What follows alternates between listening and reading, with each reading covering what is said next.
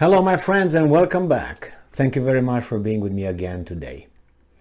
Panic sets in Europe, and that is because winter is coming. The prices of energy shut that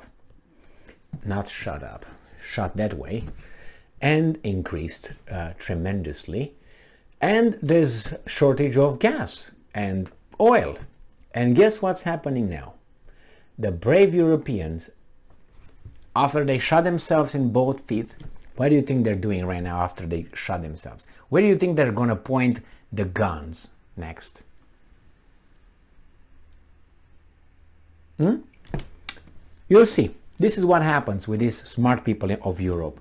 They're smart because they're doing what they're supposed to do. I'm not talking about you and I. No.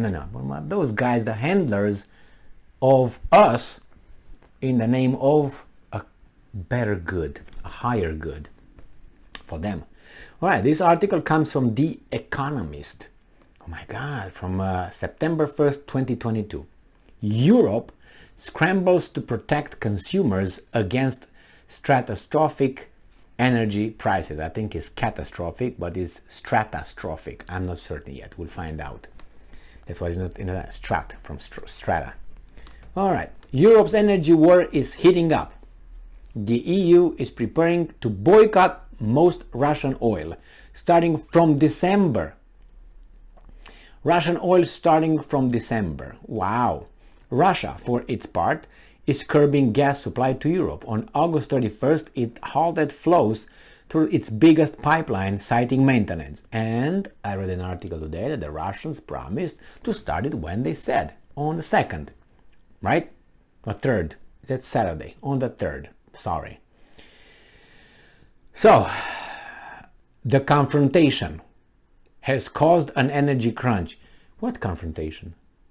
It wouldn't have been any confrontation if these guys would not have placed sanctions on themselves and on Russia, who's making a kill economically by selling its resources to some other markets, not to you. No soup for you. No, not today.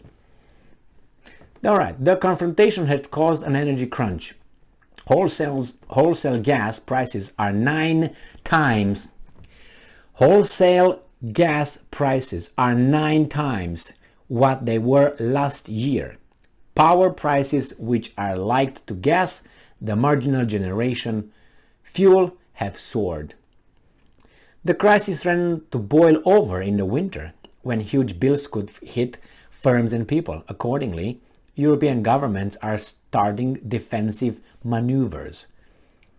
It's Bruegel, a think tank in Brussels, reckons they have allocated 280 billion euros, which is $300 billion, to cushioning the stock over the past year. Shielding tactics vary in kind, caliber, and cost. Now let's see what these guys have in store for you guys. Many countries are softening the wholesale price pass-through by slashing taxes. 13 have dropped duties on fuel, ranging from a rebate of 6 cents, actually, a liter in Britain, to 6 times that in France. Many have also cut VAT, including France, the Netherlands, and Poland. Some cuts, meant to be temporary, have already been extended. Spain's suspensions of a 7% tax on power generators due to end last year will run to 2023. So, customer subsidies are another popular tool. This is what I want to talk about actually. Customer subsidies are another popular tool. Greece will cover 94% of power prices rises faced by households in September. How? Greece is bankrupt. Who pays for that?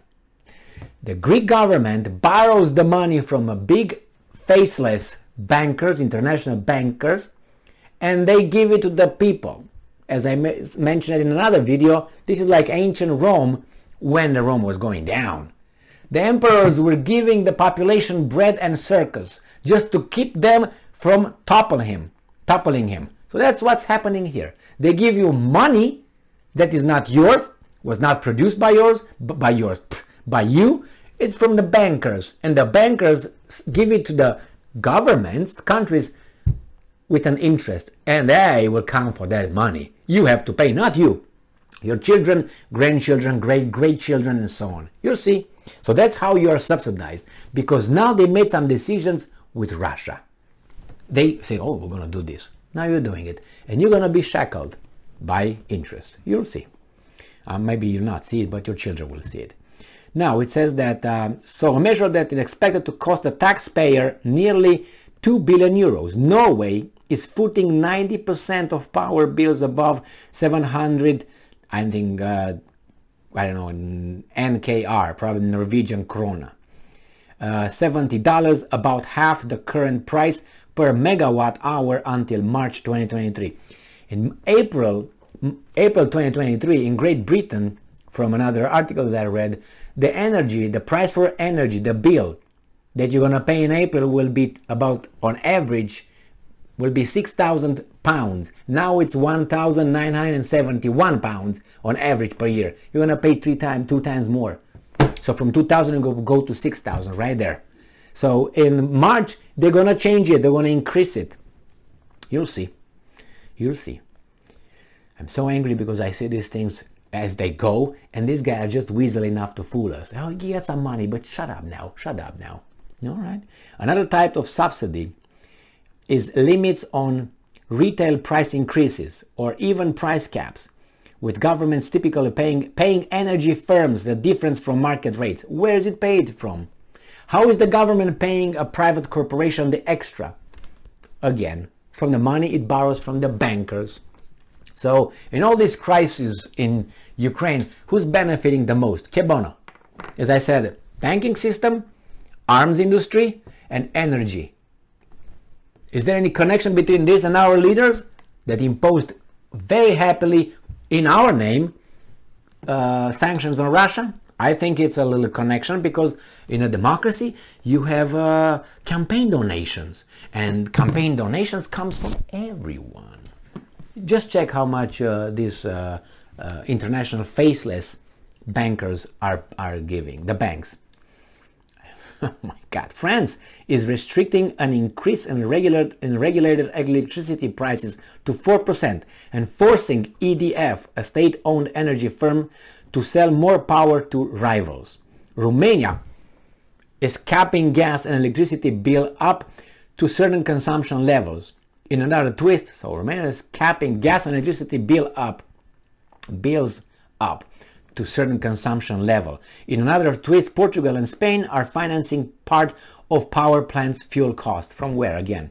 Price curbing measures can make a difference. Portugal's government reckons that since April, its cap has kept prices 17% lower than they would have been. How do they keep it? Someone pays for that. It's not like the money disappears, or the profits. The difference is paid by someone from borrowed money from the banks, and you're gonna pay it. Oh my God. So German workers who pay income tax are set to receive a one-off allowance of 300 euros, with families getting a bonus of 100 euros per child. Increasingly, and you're going to pay it back, because there's going to be inflation. They're going to print money or borrow money. That's more money on the market. Inflation, there you have it. And then increasingly, however, governments are making such policies more targeted.